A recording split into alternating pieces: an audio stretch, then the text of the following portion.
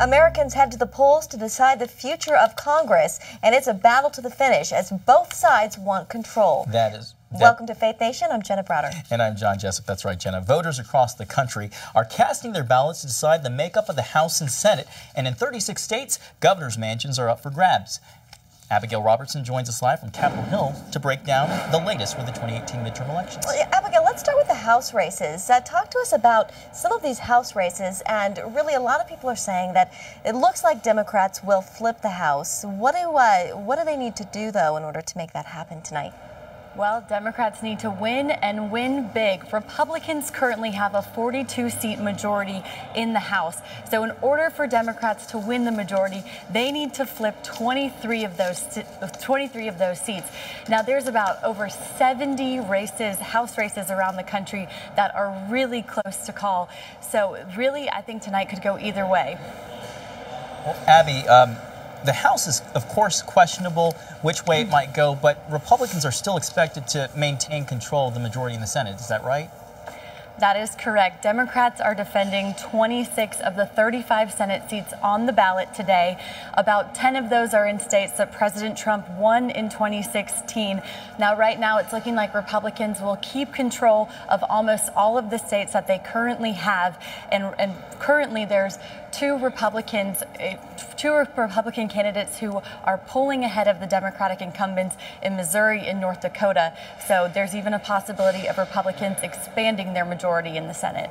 We'll see. The gubernatorial races, of course, in Georgia and Florida have gotten a lot of national attention, but there are also 36 states that are voting for governors. What are the national implications here, Abigail? Yes, well, a lot of governors work with state lawmakers to define congressional districts around states, and those will be reassessed in 2021.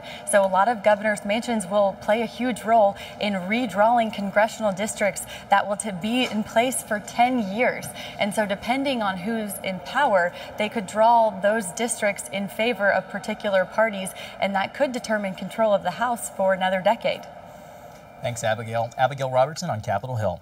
Thank you. Ahead of today's election, 36 million Americans participated in early voting. Now, if that number is any indication of voter enthusiasm, it is certainly high. Now, to put that into perspective, that number was just 20 million back in 2014. For many Republicans, this enthusiasm stems from their support of President Trump. And on the flip side, for many Democrats, it's because of their dislike for President Trump. That's right, Jenna. But as Vice President Mike Pence told CBN News' David Brody, he believes Republicans will expand their majority in the Senate and keep the House. David joins us for more now. David, just back from a long day of travel with the Vice President? Long day, checking the per diem schedule on that for sure. Did you say 20 hours or something? It is 20 hours, yeah. 5,000 miles, 20 hours, but a lot of fun along the way. But beyond the fun of it all, we're talking about enthusiasm and optimism from this Vice President. We saw it every single mile of our journey on Monday. Well, but you can see it. It's the enthusiasm. You can feel it. You can feel it. With his wife Karen by his side, we spent the final hours of these midterms on Air Force Two with an optimistic Vice President.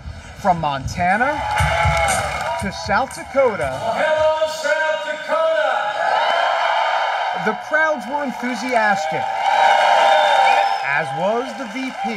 The blue wave. We were just on Air Force One the other day. The President says the blue wave's dead. What's the answer on the blue wave we're hearing so much Well, we about? think the blue wave's going to hit a red wall all across this country. I think we're going to expand our majority in the United States Senate. You do. I really believe we're going to hold the House of Representatives. First stop, Montana, where the goal is to defeat a Senate Democrat living in big sky Trump country. How much is Jon Tester in trouble here in Montana? We think Matt Rosendale is in a great position to win this race. Jon Tester has been voting with the liberal agenda in the United States Senate every step of the way. Voted more than 90% of the time with President Obama's agenda. That's not Montana. Pence's final pitch to voters is pretty simple and to the point. Think about 4.5 million new jobs created, unemployment at a 50-year low. We're rebuilding our military, constitutional conservatives being appointed to our courts. And that's exactly what the president and I told the American people that we would do. And the Democrats, by contrast, it's been an agenda of obstruction. But Democrats are fired up and turned off by this administration's policies. Immigration is close to the top of the list. What do you make of some of the rhetoric coming, what they say is from this administration, on immigration? We have a crisis of illegal immigration at our southern border. But this caravan that's moving north is deeply concerning to people all across this country. I hear about it every day. It's the reason why the president's made it clear that the caravan will not be allowed to enter our country illegally. And we're taking decisive steps to administratively close the loopholes that human traffickers use to exploit vulnerable families and entice them to take the long and dangerous journey north. Motivating the faithful base is Pence's main chore. So if you're taking notes, I need you to vote. If Republicans do well Tuesday night, Pence is pretty clear that the nonstop effort from President Trump will be a main reason. Even though he's not on the ballot, he's campaigned as though we were. And I think that's the reason why we've seen such energy around the country. To be honest with you, David, as I've traveled around the country, I haven't seen this level of enthusiasm since the days just before the 2016 campaign. Whatever happens Tuesday night, Mike Pence sees a larger hand at work in the country. There seems to have been a cultural slide, obviously, for decades in this country. And along comes Donald Trump, God using imperfect people to accomplish his perfect will. What do you make of what's happened in this country since he's become president, and how you see this divinely, providentially playing out? Well, I believe, as every president from George Washington forward, I believed in the role of providence in the life of this nation. And I really do believe that the prayers of the American people have made a difference. And even in these divided times, I really do believe those prayers are a pathway to heal our country and continue to move our nation forward. The nation will soon find out what direction that means for the next 2 years. And David joins us now with Jennifer Wishon as well. David, great story, first of all. You know, you talked about voter enthusiasm and how it's alive and well in places like Montana, South Dakota. How important is getting out the base, getting that enthusiasm high enough for tonight? How important? Well, we're going to find out clearly. Look, if Donald Trump, he has left no bullet in the gun, as they say. Maybe that's probably not the best phrase to use in this civility day and age. But the truth is, he has done everything possible from an enthusiasm standpoint to kind of recreate 2016. He's not on the ballot. That's the issue. And in terms of Mike Pence, he's very confident, as you heard there. But he also understands that what he's seeing is optically great. The question really is, does the optics translate into something more than just crowd size? And that's what we're going to find out. And you had talked about, you know, it's not just the people at the rally going and voting, but it's, and we saw this in 2016, but it's those people there getting their family members, getting their friends, pulling people who weren't at that rally to go and vote as well. I call it the multiplier effect. You know, everybody talks about 2016, great, rah-rah, 20,000 people, but what happens when those 20,000 people go home? Do they tell a friend and say, go vote for Ron DeSantis? You know, in Florida, in other words, the candidate, it's not Trump, and that could be the difference tonight. Well, what we know is not having a multiplying effect is possibly the weather. The weather has become a storyline here because like here in Washington, it's been raining, and there have been some that's speculating that perhaps that might have an effect at the ballot box. How does that normally translate historically at the ballot box? Well, John, there's a saying that if you're a Republican and you're running behind, you want to get down on your knees and pray for rain because typically rain helps Republicans. History shows us that for every inch of rain, Republicans typically do 2.5 points better. Wow. And so it will be interesting to see how this plays out. When I went to vote in the Shenandoah Valley of Virginia today, it was pouring sheets of rain. It'll be interesting to see how that affects the senior vote because typically seniors vote in higher numbers at midterm elections. So we'll see, but typically Republicans benefit. And so far we've seen really record early voting turnout. I know some of the younger people actually, those numbers are through the roof. So that could help Democrats. David, this next question for you. How does this translate in a midterm? You know, general election, different story, but in a midterm, what does this potentially mean? Well, we're about to find out about millennials and about a lot of minorities who typically don't vote as much in a midterm election. Typically, Republicans do better because, let's be honest, it is more of a white vote. It's more of an older vote, more of a college-educated vote as well. And you put all three of those together, and that typically has been better for Republicans in the past. So we wait to see what the millennials do. We wait to see what the minority vote is. They are definitely ginned up from a Democrat standpoint.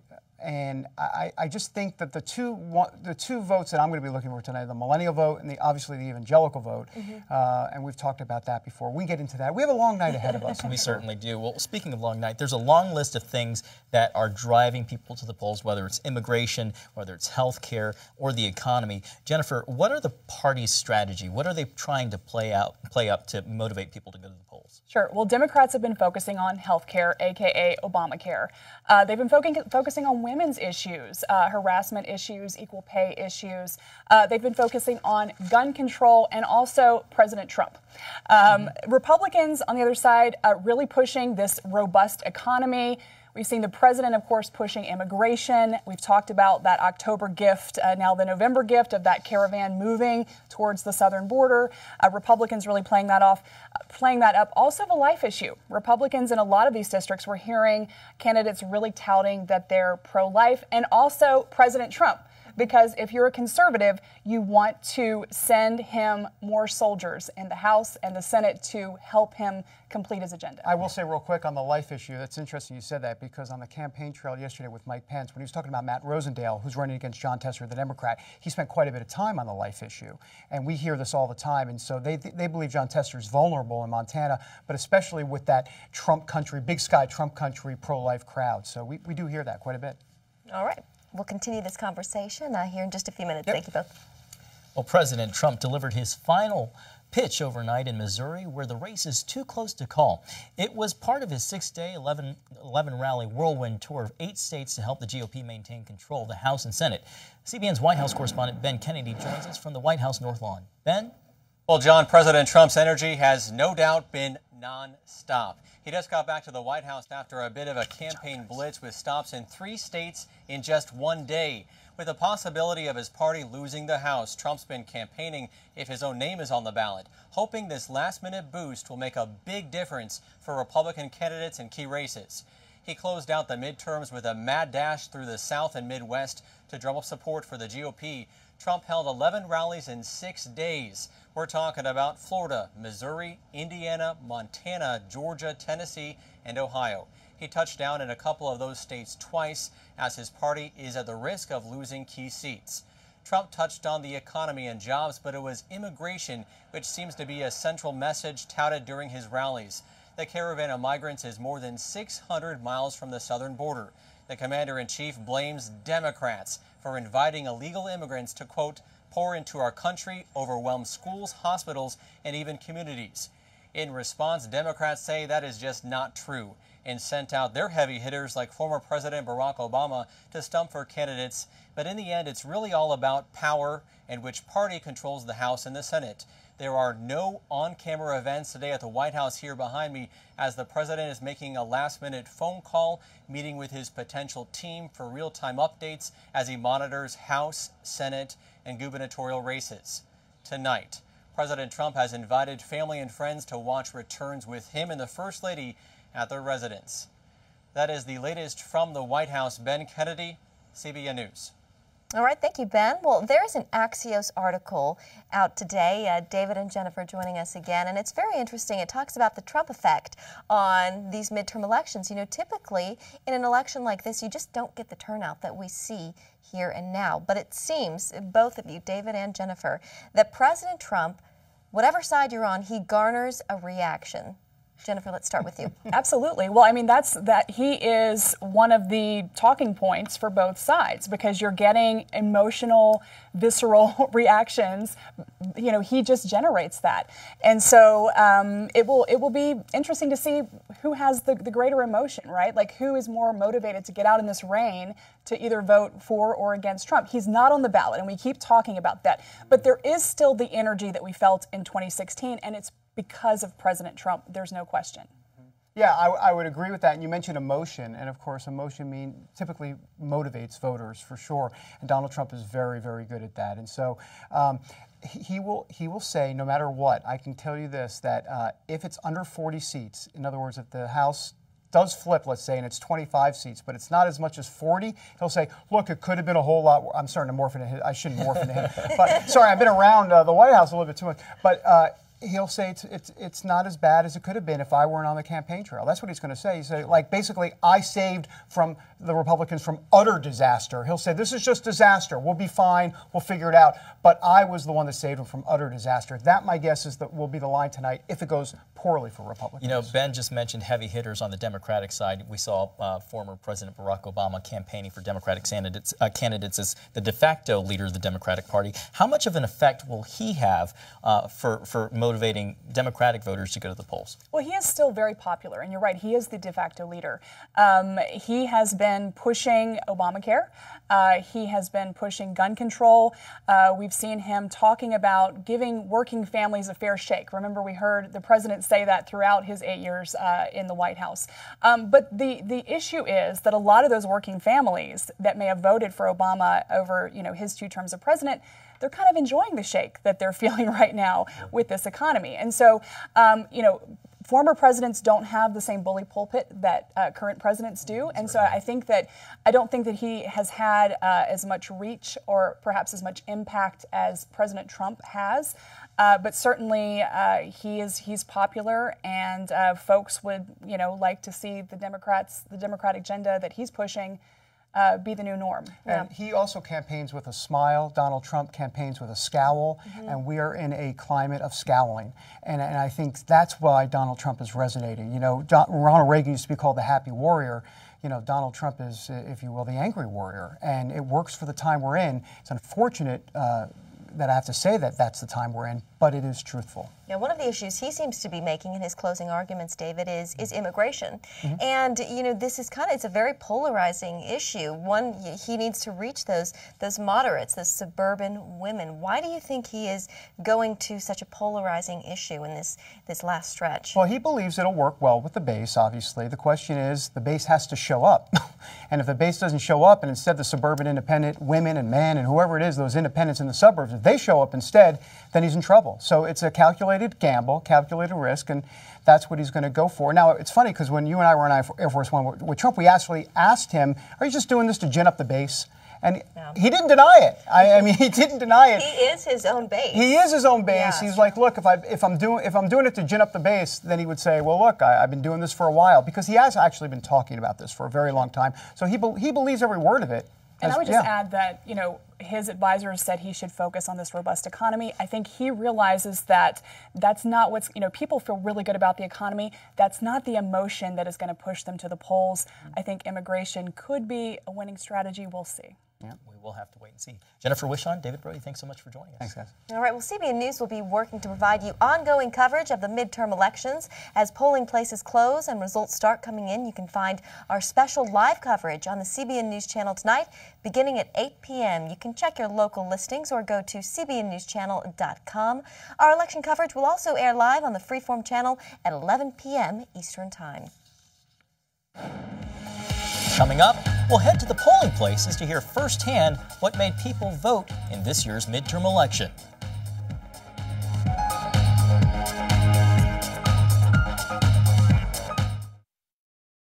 Watch live election coverage on the CBN News Channel, Tuesday, November 6th from 8 p.m. to midnight.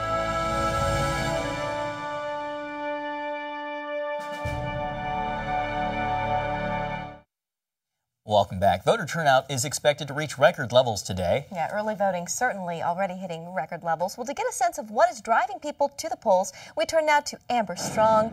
Amber, what are we seeing at these polling places? Well, as you guys said, experts have long predicted these record-breaking turnout this midterm elections. And if the polling places we saw this morning are any indication, voters did not disappoint. From Georgia to Arizona. I've never had to park across the street at 7 a.m., which is great. Voters brave long lines and nasty weather in some regions, hoping to send a message to party leaders. That they not worry so much about whether they're going to keep their jobs, that they care much more about really serving and representing their constituents. Correct the mistakes of the last 2 years and perhaps do better. Even before Tuesday, a record 36 million Americans voted early in an election many deemed too important to miss. I know all elections or all voting is important, but this was super important. If I have the power to at least do the smallest change, then I should take the opportunity and do it. Despite a last-minute campaign push, candidates managed to remember the most important rules. Don't forget to vote and to give credit where credit is due. There have been so many people across Kansas who have been supporting our campaign with finances, with volunteer time, by praying for us. And that's really the message we've been hearing from candidates all across the country. They've made the push, they're thankful they're supporters, and at this point, now it's in the hands of we the people. Amber Strong, CBN News, right here in Washington. Thank you, Amber. Well, a look at how the results of the midterms could impact the Middle East. That's next.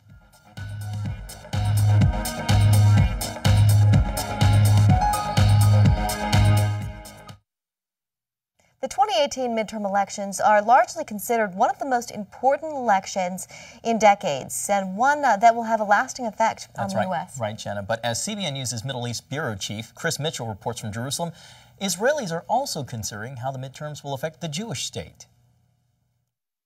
For the past 2 years, many Israelis agree with President Trump's policies. He moved the U.S. Embassy behind me to Jerusalem. He pulled out of the Iranian nuclear deal, and he drew closer to Israel's neighbors like Saudi Arabia, Egypt, and Jordan.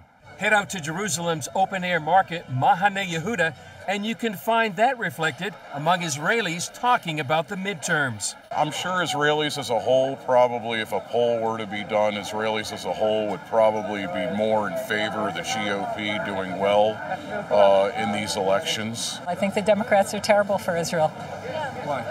Why? They've taken a very hard left turn, and their policies are not pro-Israel. You can safely say, and I've been polling this since the elections, the presidential elections, Israelis love Trump.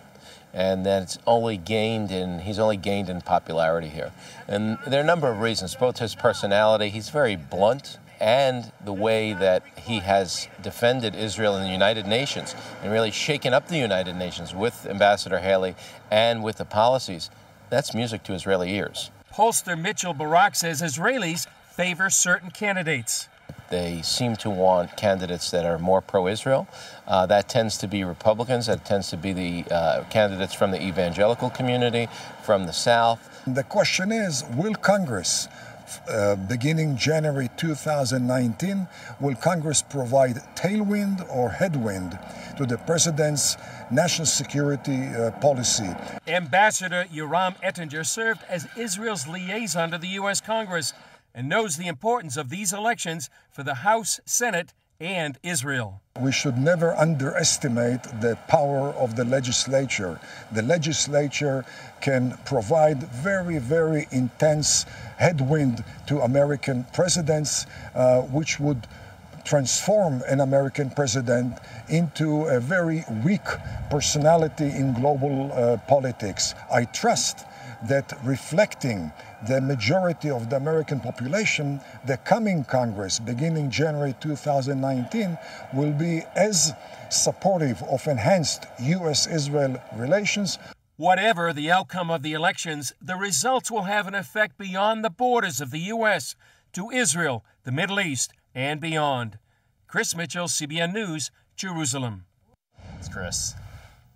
All right, well, just one more reminder, CBN News will be working to provide ongoing coverage of the midterm elections. As polling places close and results start coming in, you can find our special live coverage on the CBN News channel tonight beginning at 8 p.m. And you can check your local listing or go to cbnnewschannel.com. Our election coverage will also be live on the Freeform channel at 11 p.m. Eastern. And we hope to see you there. Well, that does it for tonight's Faith Nation. That does it for us, and we'll see you, we'll be here all night. We hope you'll join us. That's right.